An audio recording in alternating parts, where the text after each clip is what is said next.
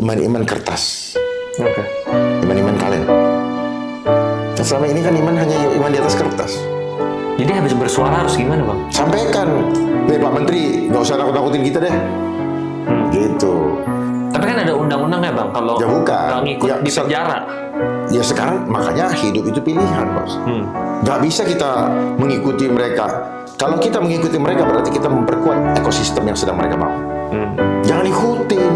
Bangun ekosistem, pertahankan ekosistem yang free will. Gitu loh. Hidup mati kita nggak lama kok. Tapi keputusan hidup kita di dunia itu menentukan dengan Tuhan. Buat apa kamu dapat dunia, tapi jiwamu binasa. Siapa yang mempertahankan nyawanya, dia akan kehilangan nyawanya. Tapi barang siapa kehilangan nyawanya karena mempertahankan iman kepadanya, dia akan memperoleh kehidupan yang kekal. Life is choice. Makanya kalau kita sudah tahu kebenaran, mati sekarang besok samanya. Tapi lakukan segala sesuatu untuk mempermuliakan dia, bukan permuliakan orang-orang di dunia. Apa yang kamu lakukan selama ini? Apa yang saya lakukan selama ini? Mari kita koreksi diri. Tidak ada gunanya semua. Semua akan dimakan hangat. Kita akan tinggalkan semua. Ketika kita masuk ke lubang 1 kali 2, semua kita tinggalkan. Ketika hati kita terikat dengan dunia ini, itulah yang membuat kita ketakutan. Kenapa ketakutan? Karena kita tidak mengenal dia. Bahwa kembalinya kita, justru kita bertemu dengan dia, muka dengan muka. Kenapa kita harus takut? Dan hidup kita akan dipelihara. Semua fasilitas akan diberikan sepanjang kita menjalankan assignment dari dia. Sebagaimana yang tertulis dalam Yeremia 1 ayat 5. Sebelum kamu berada dalam kandungan, aku sudah mengenal engkau. Dan ketika kau berada dalam kandungan ibumu, aku menetapkanmu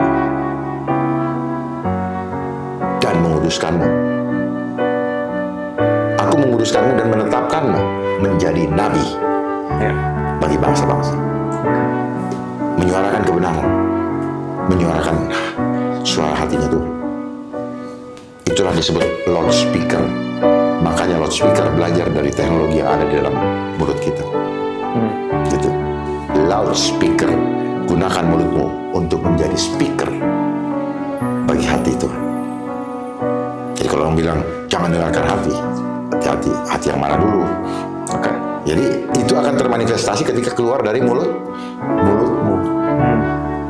Itu seperti firman keluar dari mulut, kalam mulut Tuhan. Bagaimana bisa keluar? Karena ada roh. Nafas ini roh. Paham ya? Bang, saya mau tanya lagi. Kan abang tadi sempat bilang kita lumayan terjebak nih sama sistem dunia Indonesia. Bukan lumayan, sangat terjebak. Nah, saya ingat waktu itu abang sempat ngomong. Abang bilang saya bisa hapus utang Indonesia dalam 1 hari. Nah, saya pengen tanya bang, yang abang maksud tuh apa bang? Jadi, pertama, ada kemauan tidak? Ada political will tidak? Itu dulu. Kalau kemauan saya rasa kayak semua pemerintah mau nggak sih bang?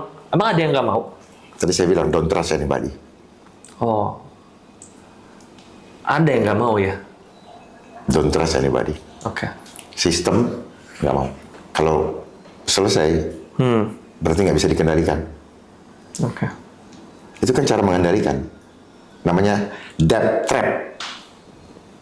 Loh, tapi orang-orang yang di pemerintahan orang Indonesia, masa dia mau dikendalikan? Kalau dia budak, kalau dia boneka. Apa yang mereka kejar? Ngulik-ngulik daripada anggaran yang dikasih. Dari mana anggaran itu? Dari mereka yang punya agenda. Nggak paham nggak ya? Apa yang mereka kejar? Kenapa semangat? Kenapa programnya sama dengan yang dipropagandakan oleh luar? Nah, yang diomongin semua menteri-menteri itu kan program dari luar. Yang tertulis di dalam Sustainable Development Goals. Ya, berkelanjutan. Apa yang berkelanjutan? Perbudakan yang berkelanjutan. Saya ingin anak-anak muda itu kebuka gitu. Bahwa kita sedang masuk ke dalam ujung daripada perbudakan. Tapi kita nggak sadari. Kenapa? Karena ini tipu daya. Tipu daya bermain dengan sistem. Makanya dibilang sistematis. Terstruktur, sistematis, dan masif. Siapa yang bisa melaksanakan terstruktur, sistematis, dan masif? Siapa? Ayo ngomong. Yang bisa melaksanakan terstruktur elit global pemerintah? Yang punya struktur dari pusat ke daerah dong. Pemerintah. Ya kurang lebih seperti itu. Ya kan saya bicara itu. Jadi yang bisa itu hanya yang punya struktur komando dari pusat ke sampai pelosok. Oke. Sistematis. Makanya orang nggak sadari. Ya. Kenapa sistematis? Ya karena memang prosesnya step by step.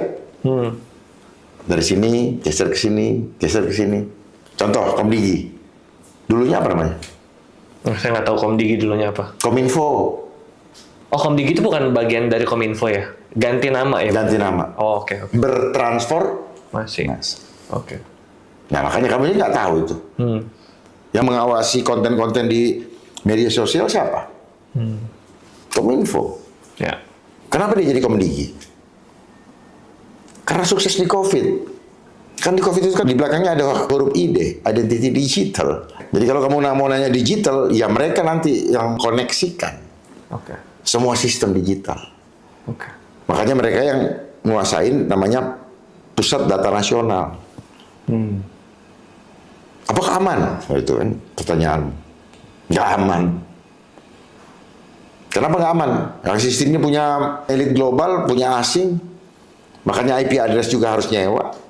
Oke. Betul kan? Ya. Mau aman, ngomong kosong. Oke. Dari mana kita tahu nggak aman? Password disuruh ganti 1000 kali. 1000 kali dia tahu. Kalau kita masukkan nggak match, berarti dia nggak mengenal. Match, berarti dia mengenal. Oke. Paham ya? Ya. Jadi dunia dalam genggaman, mereka yang menggenggam dunia. Kita termasuk yang digenggam. Oke. Oke, Bang, saya mau tanya topik terakhir, Bang. Ya, ada cuma oke terus saya mau dieksplor. Oh, yang mana, Bang? Dunia dalam genggaman, yang digenggam kita. Iya. Dan alatnya adalah gadget tadi. Dia mengetahui semua rahasia hidup kita. Karena sistem ini tidak aman. Oke. Gitu. Kenapa tidak aman? Ya karena internetnya punya mereka. Internet itu ibarat apa? Jalur untuk nyedot data. Abang nggak ada account apapun, Bang? Saya cuma punya akun bank. 1. Yang lain-lain sudah, dulu kan kayak WhatsApp, IG. IG ada. Ya. IG ada, tapi kan sudah terlanjur. Oke. Sebelum saya paham, karena begitu yang bikin IG saya adalah adik saya. Oke. Ya udah, kakak kalau misalnya ini simpen foto di sini kan gitu. Kita kan nggak tahu. Karena IG, WhatsApp, Facebook dulunya kayak tidak terkoneksi, ngerti nggak? Ya. Sekarang kan terkoneksi semua. Oke. Itu. Oh, WhatsApp dibeli sama Mark Zuckerberg. Tadinya bukan punya dia. Tadinya sama dengan yang apa tuh, Rusia juga yang punya. Terus diambil, diiniin, terus sekarang dibeli ini, beli ini, Alibaba dibeli, apa segala macam. Itu. Ya. Pertanyaannya, bagaimana supaya aman? Indonesia harus berdaulat, punya internet mandiri. Jangan pakai punya asing. Jadi kita ngatur sendiri, ini sendiri. Jaga rakyat. Jangan sampai informasi mau masuk, harus ada filternya. Filternya apa? One gate system. Oke. Kalau ada imigrasi orang, imigrasi barang, maka harus ada imigrasi data. Oke. Nah, itu. Terakhir, Bang. Abang boleh nggak kasih pesan-pesan buat kita semua yang nonton? Ya. Jadi, hidup di zaman sekarang, apa aja yang harus kita antisipasi, Bang? Apalagi mau menghadapi banyak hal yang Abang udah prediksi akan terjadi juga. Saya nggak prediksi, ini pasti terjadi. Ya. Kalau prediksi bisa jadi, bisa tidak. Oke. Kalau ini pasti terjadi. Oke. Silakan. Karena Bang. jelas Ada ininya. pesan-pesannya, Bang? Kepada semua pemirsa, saudara-saudara, adik-adik yang menyaksikan program ini, persiapkan diri untuk menghadapi keadaan yang tidak semakin baik ke depan. Karena arahnya ke sana. Dengan tidak ikut memperkuat ekosistem yang sedang mereka bangun untuk menjadi jembatan ke ranah atau ke agenda yang mereka inginkan. Jembatan yang akan mereka bangun adalah sistem digital yang akan menyatukan semua kehidupan kita dalam satu kendali. Untuk mengontrol kehidupan kita, kita akan berada dalam bagaikan penjara digital atau digital prison. Persiapkan diri, pertahankan uang kertas, pertahankan emas. bukan kripto. Karena ini adalah bagian daripada penyatuan sistem yang akan di blend dengan blockchain. Ya, saya bukan anti teknologi, tetapi ternyata teknologi yang memanjakan kita justru dipakai untuk menguasai kita. Teknologi dibuat oleh manusia, tetapi bukan untuk menguasai kita. Kenyataannya, dia mengambil alih, menggantikan peran kehidupan kita, sehingga manusia menjadi hilang peradabannya. Tetap bertahan, andalkan Tuhan, jangan pernah mau digiring menjadi transhuman lewat apapun juga caranya. Terima kasih, Tuhan memberkati. Terima kasih banyak Bang Dharma buat waktunya. Terima kasih. Kesempatan yang luar biasa. Teman-teman, terima kasih sudah nonton sampai ending episode. I'll see you guys the next episode. Bye guys.